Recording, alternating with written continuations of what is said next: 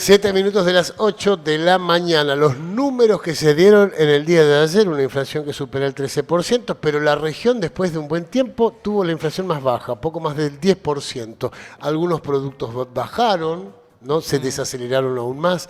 El análisis hicieron desde Politicom, aquí en el Chaco.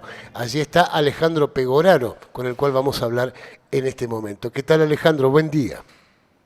Hola, buen día, ¿cómo les va? Pero muy bien. Bueno, el análisis de este resultado, ¿no?, que tuvimos en el mes de febrero de la inflación, y también por allí que luego hablaremos qué estás viendo en este marzo, ¿no?, que parece que los precios volvieron a irse otra vez arriba de manera importante. Sí, bueno, en primer lugar, el dato clave, por llamarlo de alguna manera, de febrero tiene que ver con una muy fuerte desaceleración en la suba de precios. Pensar particularmente en la región, ¿no? Pensar que partimos de un 28,4 en diciembre, luego de la devaluación y la corrección de precios que aplicó el gobierno Milei con la desregulación de la economía o de gran parte de la economía. Después se logró desacelerar el 19,5 en enero y bueno, ahora el 10,9 en febrero, lo que marca, bueno, una trayectoria obviamente que está yendo a la baja, siendo la más baja, valga la redundancia, del país incluso a este nivel, y que está explicado particularmente por dos razones centrales. A En ver. primer lugar, tiene que ver con el hecho de que en otras regiones del país, cuando uno compara el dato del NEA con, por ejemplo, el Gran Buenos Aires, que ha tenido la suba más alta del país con 15%, hay elementos en el NEA que todavía no han impactado en términos de suba de precios, como por ejemplo el transporte público, que pensemos que aquí es la suba que se aplica en el Chaco, por poner un ejemplo, ¿no? Recién se va a sentir en el mes de marzo, con el incremento de la tarifa que ya todos conocemos cómo fue. Lo mismo va a ocurrir en Misiones, por ejemplo, que se aplicó un par de días antes, pero impacta de lleno en el índice del mes de marzo.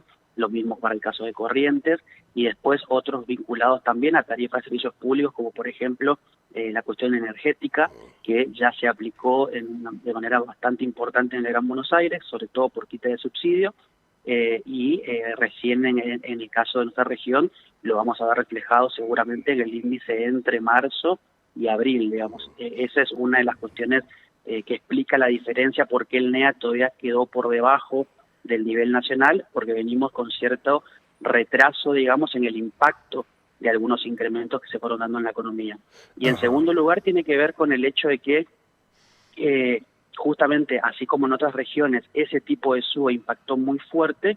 Ese tipo de precios que yo te mencionaba, por ejemplo, tarifa de transporte público, de servicios públicos como la energía y otros vinculados como por ejemplo a medicina prepaga y a servicios de comunicación, se conocen como precios regulados, mientras que otros componentes de precios de la economía que se manejan con cierta libertad y bajo el régimen teórico, digamos, de la ley de oferta y demanda, este último grupo, que no tiene regulación estatal, digamos, se movió a un ritmo bastante pequeño, bastante leve de suba durante el mes de febrero, que de hecho eso explica por qué en el NEA particularmente alimentos y bebidas sin alcohol, la categoría esa fue la que tuvo el menor crecimiento dentro de la región, apenas el 8,7%, es decir, un poquito más de 2 puntos por debajo del nivel general de la región, que se explica no por el hecho de que no suban los precios de los alimentos, todos vemos que sube obviamente, ¿no? Sí.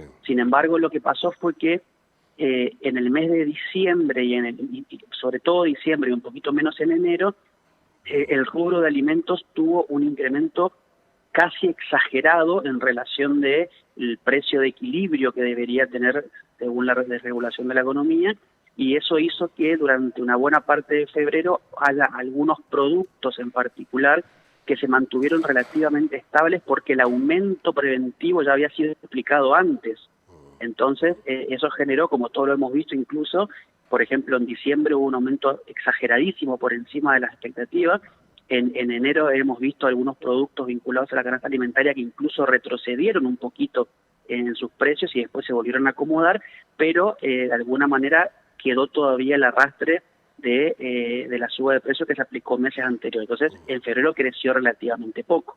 El problema es un poco lo que vos mencionabas, Ale, también, y adelantándome a tu pregunta seguramente, es que justamente para el mes de marzo se espera que haya un grupo de precios que todavía se manejen medianamente en línea con esta desaceleración que se vio en febrero, pero haya otro grupo muy importante que empiece a mostrar incrementos un poco más fuertes, no solamente por el impacto de algunos precios que se aplicaron recién sobre el principio de mes, como te mencionaba antes, por ejemplo, el transporte, sino que también el de combustible que ya se aplicó de hecho, sino también porque el mes de marzo es históricamente un mes complicado para la inflación por la estacionalidad que tiene ese mes. Pensemos que tenemos inicio de clase, tenés cambio de temporada, lo que te lleva para arriba el precio de la ropa, tenés corrección de alimentos que no se han movido mucho durante febrero, tenés por lo general actualizaciones en algún tipo de tarifa de servicio, como por ejemplo también energía,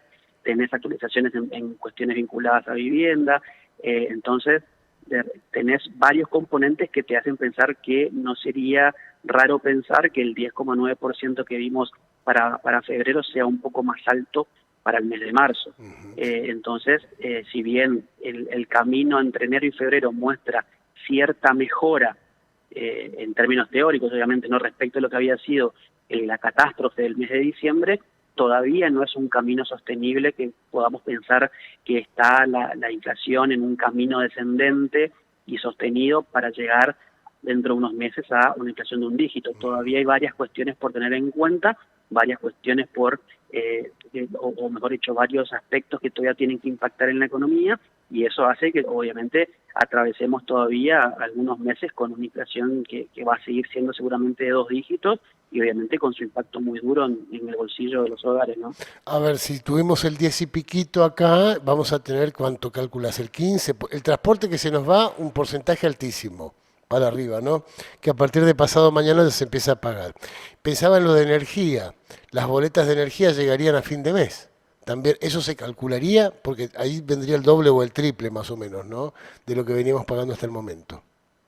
Claro, exactamente. El rubro más importante que va a impactar va a ser el transporte público, Sí, y el de energía, justamente por lo que vos mencionás en relación a las fechas, va a tener un impacto un poquito menor en marzo, pero va a tener un impacto mucho más fuerte en abril. en abril. Entonces también justamente van a ser 2 meses particulares donde esos 2 rubros que son muy importantes dentro de la medición de la canasta de precios te traccionan para arriba, obviamente, el número final. No pensamos que, por ejemplo, a ver, el incremento que se va a dar en transporte público podría sumarle al índice general de la región, al número final de la región, cerca de 1,5 puntos.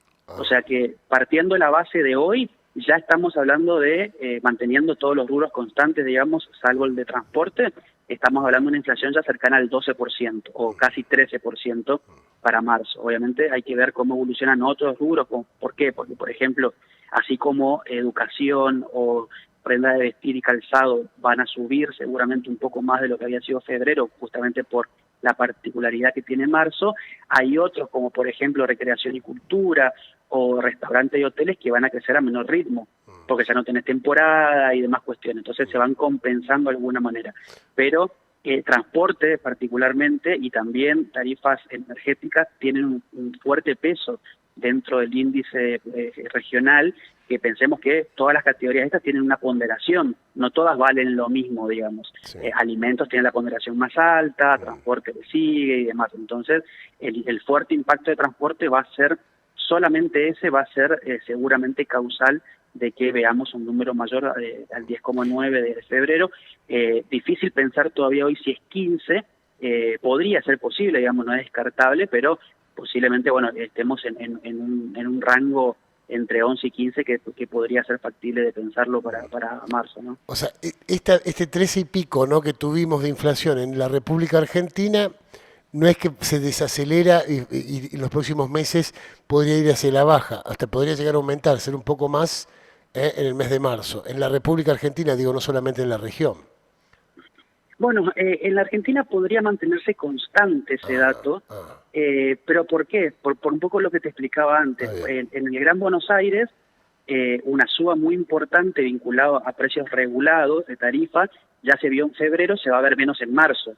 Pero en nuestra región se va a ver mucho más fuerte en marzo que lo que se vio en febrero. Digamos, hay ciertas compensaciones entre las regiones. Por eso es que, por lo general, siempre cuando uno observa, por ejemplo, el Gran Buenos Aires con el NEA o el NOA, incluso con la Patagonia, ves que todos los meses tienen vaivenes, ¿no? Un mes está por encima, un mes está por abajo y demás, porque se van a la larga compensando en el tiempo.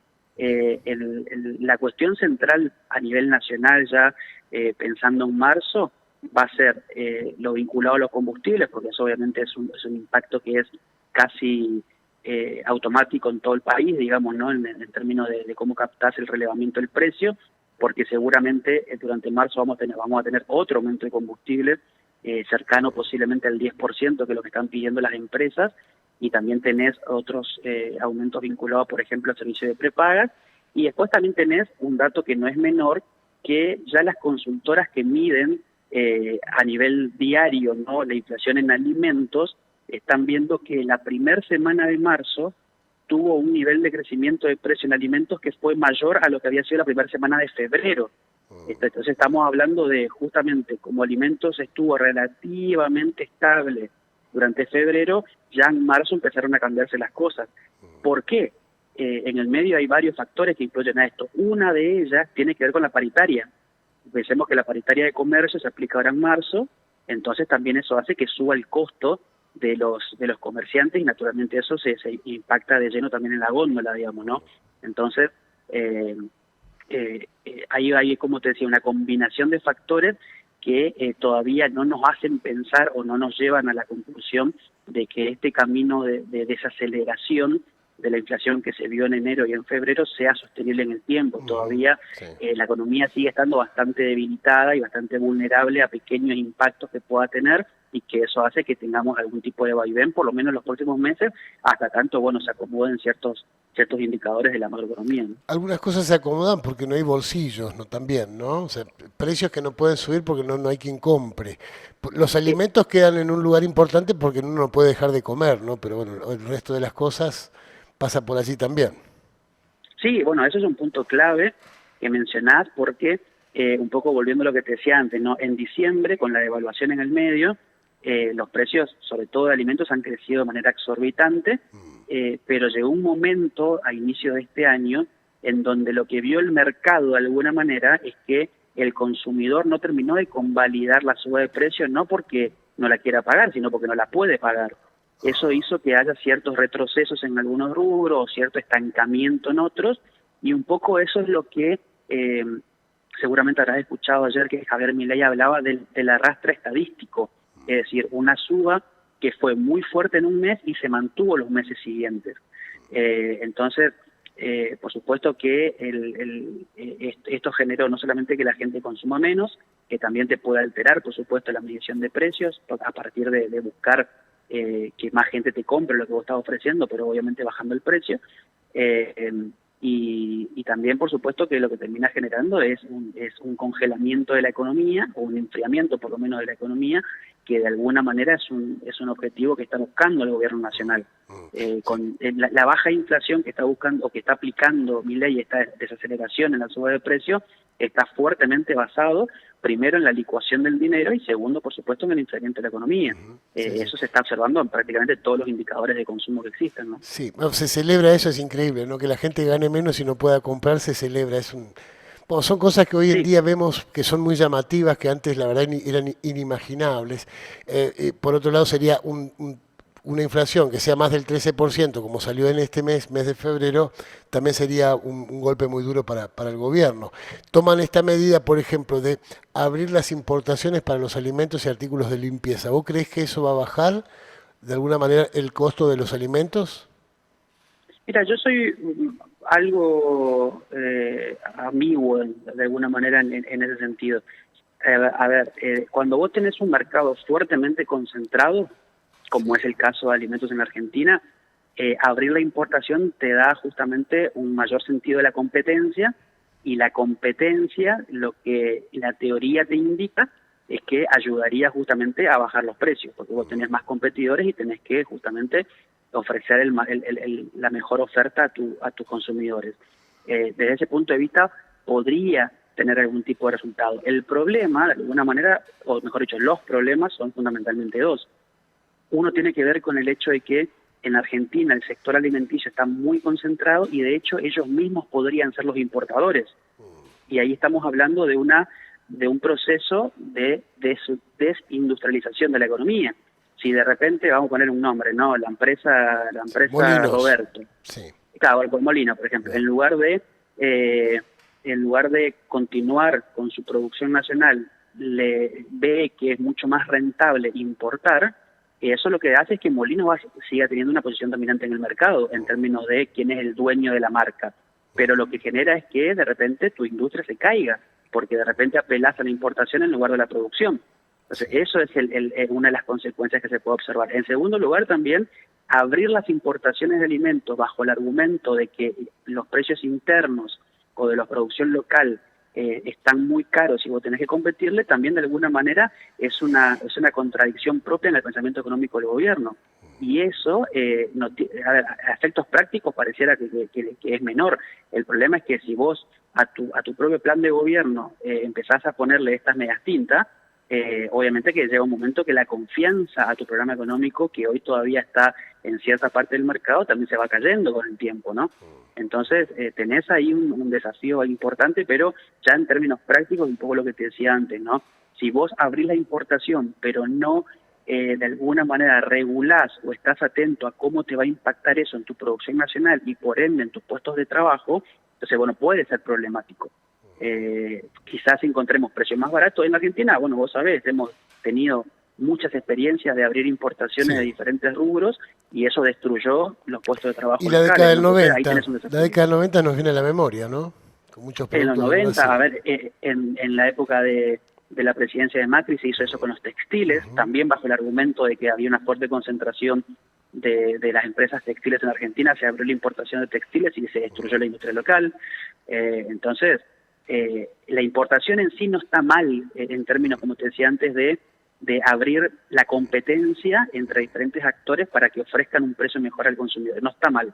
El problema es, ¿no? Si vos desregulás completamente esa apertura de importaciones, entonces tenés el riesgo que es muy fresco, de alguna manera muy palpable, de poder destruir una parte de tu industria.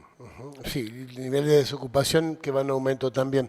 Hay diferentes estudios que muestran la caída de imagen del gobierno o caída de imagen de Javier Milei. No sé si acá en el Chaco se conoce alguno, si tenés algo. ¿Qué estás viendo vos, por lo menos en algún análisis que hayas hecho al respecto? Bueno, algo así como vos decías, hay bastantes mediciones a nivel nacional. Lo que muestran es que, bueno, hay todavía cierto respaldo al presidente, no es tan fuerte como en meses anteriores, y eso hay que tenerlo en cuenta, y lo que se ve por lo menos en el último mes es no muy fuerte, pero sí sostenido deterioro de la imagen del presidente. Hay una consultora particularmente que es una consultora cordobesa, que se llama CB Consultora, que hace una medición, de hecho lo hizo por provincia, no la tengo a mano, pero mostraba que en Chaco particularmente es una de las provincias donde la imagen positiva de Milei es una de las más débiles. Pero no tengo el dato concreto porque no lo tengo a mano, ¿no? Sí. Pero lo que se puede sí observar es eso, ¿no? Milei arrancó como todo presidente nuevo con un alto nivel de apoyo, obviamente que sostiene una base muy importante, que es su base genuina de sostén, que se puede pensar, por lo menos en los números, en aproximadamente un 30% de su imagen positiva explicada justamente por este grupo que es sus seguidores fieles, por llamarlo de algún modo, y después el resto es bastante volátil. Naturalmente hay muchas personas que tienen una identificación muy marcada como antiperonista y que todavía respaldan las políticas que se está implementando el Estado Nacional, otras que podrían ser de alguna manera algo más independientes, por llamarlo así, que bueno, que naturalmente pudieron haberle dado su apoyo, pero ante la situación de deterioro muy fuerte de una economía que ya venía deteriorada, le van quitando el apoyo y bueno, todavía está en un nivel aceptable de popularidad, pero como te decía, se está empezando a ver un caminito todavía leve, pero algo sostenido, donde la imagen del presidente empieza a entrar en descenso. Alejandro Pegoraro, muy amable, muchísimas gracias y hasta pronto. Muchas gracias a usted, hasta luego. Por favor. De Politicom, la consultora, conversaba con nosotros de inflación y otras cosas más.